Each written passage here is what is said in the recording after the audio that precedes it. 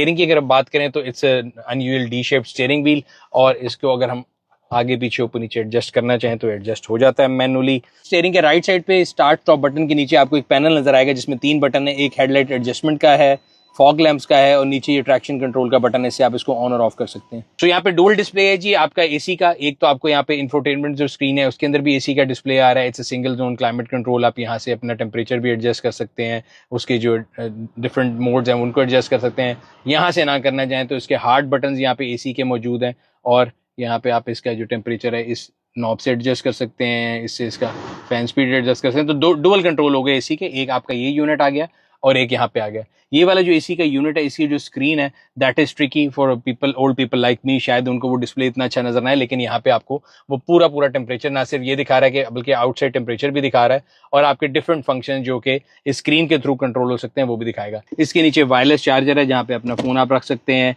Electronic parking brake आ गई, auto hold आ गई, और उसके नीचे अगर आप देखें तो सेंटर में आपके पास स्पेस है स्टोरेज के लिए। इसी तरह दरवाजों में भी काफी स्टोरेज की स्पेस है। सनरूफ की बात कर लेते हैं। मैंने आपको बाहर एक्सटीरियर में भी बताया था कि इसके अंदर ग्लास रूफ है, but it's not a sunroof, इसको आप मून रूफ कह सकते हैं, और ये 2 हिस्सों में डिवाइडेड है। पीछे वाली जो है वो काफी ज्यादा बड़ी है, अगली वाली जिसे नॉर्मल सनरूफ का साइज होता है वो है। बीच में ये जो है बेसिकली मेटल जा रहा है जिसको यहाँ पे बेसिकली फैब्रिक से कवर किया है। इंटीरियर की अगर कलर की बात करें तो रूफ लाइनर जो है इस केस में सिल्वर है, ब्लैक इंटीरियर वाली गाड़ी है उसमें ब्लैक जो है लाइनर होगा। सो पीछे वाले पैसेंजर के लिए एसी के जो वेंट्स दिए गए हैं, यहाँ पे नीचे यूएसबी कनेक्टिविटी है और होल्डर अगर आपने कोई सामान वगैरह रखना हो। आपकी इन्फॉर्मेशन क्लस्टर स्क्रीन है दैट इज 12.4, बट 12.4 इन्होंने इसका इस तरह नापा होगा, लेकिन जो बीच में यूजेबल साइज है मेरा ख्याल है that is little bit less than 12.4।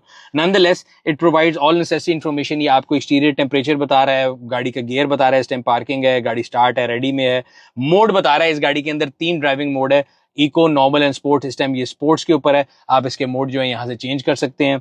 ये इसका ओडो मीटर आ गया, यहाँ पे ट्रिप मीटर आ गया, फिर ये आपका स्पीडोमीटर आ गया, और ये आपको बता रहा है कि इस टाइम पे बैटरी कैपेसिटी 30% है और इसके अंदर कितनी अभी क्रूजिंग रेंज है। एंड दिस इज आगे रीजनरेटिव ब्रेकिंग के वो आपको लेवल बता रहा है। सेंटर में गाड़ी बनी हुई है, अगर मैं इसका दरवाजा खोलूंगा तो ऑब्वियसली वो मुझे दिखाएगा कि गाड़ी का जो डोर खुला हुआ है। तो तमाम नेसेसरी इन्फॉर्मेशन ये आपको प्रोवाइड कर रहे हैं इसका इन्फॉर्मेशन क्लस्टर। अब आ जाते हैं इंफोटेनमेंट स्क्रीन के ऊपर। तो इंफोटेनमेंट स्क्रीन के ऊपर जाके हम देखते हैं कि इसके अंदर हम क्या क्या चीजें कर सकते हैं। सो जी कंपनी में होम फंक्शन है, इस तरह ड्राइविंग असिस्टेंस के डिफरेंट फंक्शन है, हिल डिसेंट कंट्रोल फंक्शन आ गया, कंफर्ट पार्किंग फंक्शन है, क्रॉल फंक्शन है, फ्रंट क्रूजन रडार को बंद करना है, ब्लाइंड स्पॉट मॉनिटरिंग को बंद करना है। तो बेसिकली इसके जो एडास के फीचर्स हैं उनको आप चेंज कर सकते हैं। इस तरह आप ऑटो हेडलैम्प्स को बंद कर सकते हैं। अब हम आ जाते हैं गाड़ी के डिफरेंट और ऑप्शंस के ऊपर। आपने ट्रंक खोलना है तो आप यहाँ बटन से भी खोल सकते हैं, पीछे स्मार्ट ट्रंक भी था वहां से खोल सकते हैं। डोर लॉक को चेक कर सकते हैं, एक्सटीरियर रिव्यू मिरर के कंट्रोल आप ऑन ऑफ कर सकते हैं। इसी तरह इनकी जो फोल्डिंग है बाहर वाले मिरर की उनको बंद कर सकते हैं। विंडोज के कंट्रोल हैं, वेंटिलेशन मोड है, इसके अंदर आप बटन दबाएंगे नीचे हो जाएगी, ब्रीदेबल मोड है। इस तरह इसकी डिफरेंट मेमोरीज हैं। सो आप इसकी काफ़ी चीज़ें जो है ना वो चेंज कर सकते हैं, वो भी इसी स्क्रीन के through.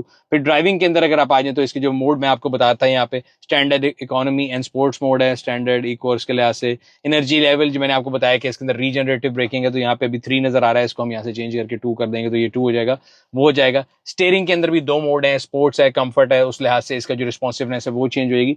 So there lot of things which you can do with this car with help of the screen like many other cars। एक और चीज जो लोगों के ज़हन में आती है कि इसमें एंड्रॉइड ऑटो और एप्पल कारप्ले है कि नहीं है, तो मेरा नहीं ख्याल वो है, बिकॉज मुझे यहाँ मोबाइल लिंक का बटन नजर आ रहा है, विच मीन्स कि आपको अपने मोबाइल के ऊपर कोई ऐप डाउनलोड करके उसको इसके साथ मिरर करना पड़ेगा। यस, इसके अंदर ब्लूटूथ कनेक्टिविटी है, और स्क्रीन की नेविगेशन जो है वो अभी ऑब्वियसली बिकॉज मैंने अपना फोन कनेक्ट नहीं किया तो मैं उसके बारे में ज्यादा कमेंट नहीं कर सकता।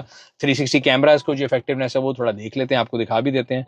सो अगर हम इसको यहाँ से रिवर्स पे लेके जाएं, ये इसके 360 कैमरा आ गया जी, और इसके अंदर डायनामिक गाइडलाइंस हैं जो कि आपको बता रहे हैं कि अगर आप पार्क करना चाह रहे हैं तो, और आप स्टीयरिंग को मोड़ हैं तो where will you land up. अगर हम इसके सेफ्टी सिक्योरिटी फीचर की बात करना शुरू करें तो इसके अंदर 4 एयर बैग हैं, ब्लाइंड स्पॉट मॉनिटर है, हीटेड साइड व्यू मिरर्स हैं, 360 कैमरा है एंड इलेक्ट्रॉनिक स्टेबिलिटी प्रोग्राम है। इसके अलावा फ्रंट कोलिजन वार्निंग है, पार्किंग सेंसर हैं, ये सारी चीजें जो आपको हेल्प करती हैं। क्रूज कंट्रोल इसके अंदर नॉर्मल है।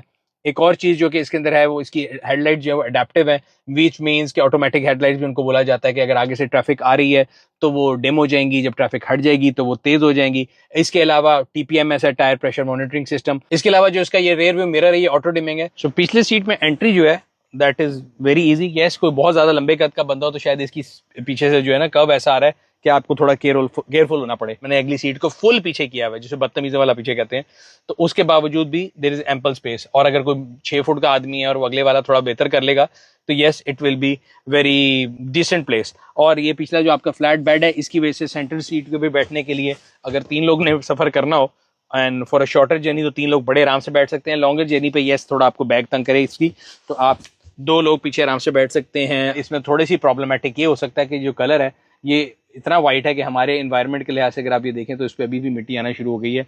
तो समबडी जो गाड़ियों के बारे में बहुत ज्यादा सफाई का शौकीन होगा तो उसके लिए तो ठीक है, बट नॉर्मल लोगों के लिए मेरा ख्याल है जो ब्लैक इंटीरियर ऑप्शन है that would be a better case. देखते हैं कि ये गाड़ी पाकिस्तान में कैसे परफॉर्म करती है। इसके 2 वेरिएंट्स पाकिस्तान मार्केट में अवेलेबल हैं। एक की प्राइस 85 लाख रुपीस है और एक की प्राइस तकरीबन 1 करोड़ रुपए है। अगर आप इसकी ऑन रोड प्राइस देखना चाहते हैं तो पाक व्हील्स के न्यू कार सेक्शन पे जाएं और अपनी स्पेसिफिक सिटी में आप देख सकते हैं कि गाड़ी आपको ऑन रोड कितने की मिलेगी।